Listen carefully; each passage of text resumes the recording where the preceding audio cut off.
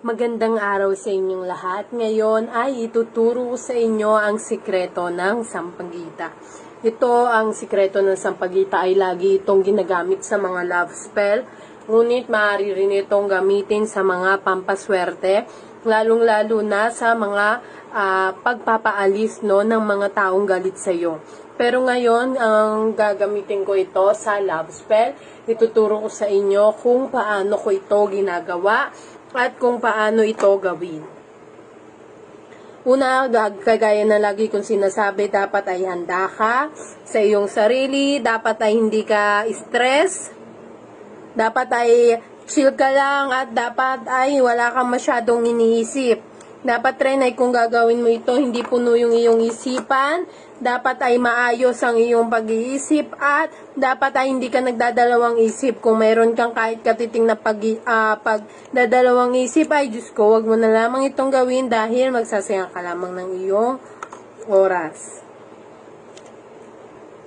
Una ay kailangan mo ng isang papel at isang panulat.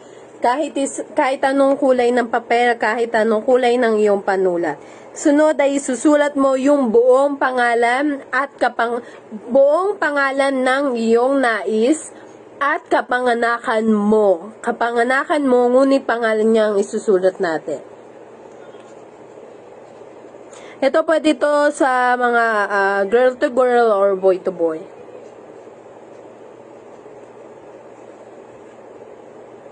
Kahit ano na lamang, puro, kapag isusulat natin yung kanya kaarawan, ano lang, numero lamang ang gagamitin.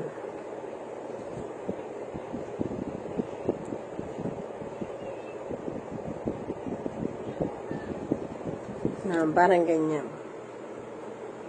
Ito ay halimbawa ko lamang ha. Ngayon, ang gagawin mo, itutupi mo ito, at kukuha ka ng sampagita na inilagay mo o ipinatuyo mo.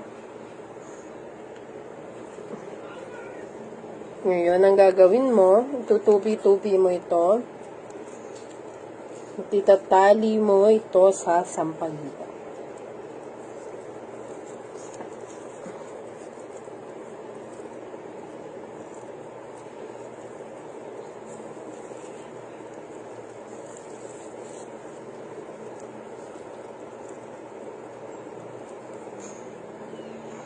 Ngayon, nahawakan mo ito at sasambitin mo ang buo niyang pangalan ng 3 beses na para bang tinatawag mo siya ng tinatawag.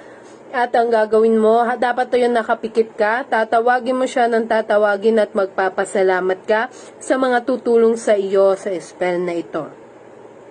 Sabihin mo ito, sinusumpa ko na kapag nakuha ko na ang aking nais, ay hindi na ako muli pang mangungulit sa inyo tungkol sa kanya. Ninanais ko rin na kapag ayoko na, ay ayoko na at hindi na ako hahabulin pa ng taong ito. Ngayon, ang gagawin mo, susugatan mo lamang ang iyong dito o kung ayaw mo namang magsugat, para kailangan kasi natin ng iyong dugo, maaari mo rin gamitin ang iyong buwan ng dalaw. Ngayon, kung ayaw mo rin talaga, o halimbawa ay lalaki ka at wala kang choice, maaari mo naman gamitin ang iyong ihi. Ngunit mas pinapayo kong gamitin ang inyong dugo, kahit yung kakaunti lamang, mas papahiran lamang ito. At ang gagawin nyo ay ilalagay nyo ito sa pulang tela o sa pulang lalagyan. Gaya nito. Ilalagay nyo ito sa pulang lalagyan at mas maganda kung tatalian nyo rin ito ng pula. Ngunit kung wala naman ay kahit anong panali ay ayos na. Ang gagawin nyo ay ilalagay nyo lamang ito sa ilalim ng inyong unan at kayo lamang dapat ang gagamit ng unan na iyon ng 3 buong gabi. Kada gabi dapat ay nasa isip mo siya bago ka matulog. Kapag natapos na bumalik kapag nawala na yung unan o kapag natapos na nung 3 gabi na iyon, kukuhanin mo ngayon yung ating ginawang spell at ilalagay mo ito sa iyong aparador. Dapat ilagay itong nasa ilalim.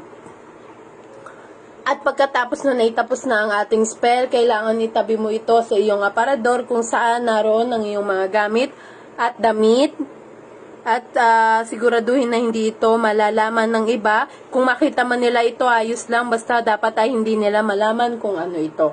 Ito kahit anong araw mo ito pwedeng gawin. Ngunit mas maganda itong gawin ng alas 12 ng gabi at kabilugan ng buwan. Ngayon Sabado po ay kabilugan ng buwan. Sana po ay nakatulong sa inyo ang video na ito. Huwag niyong kalimutang i-like ang video ito at mag-subscribe sa ating Facebook page at sa ating YouTube channel, Philippine One Facebook page at YouTube channel.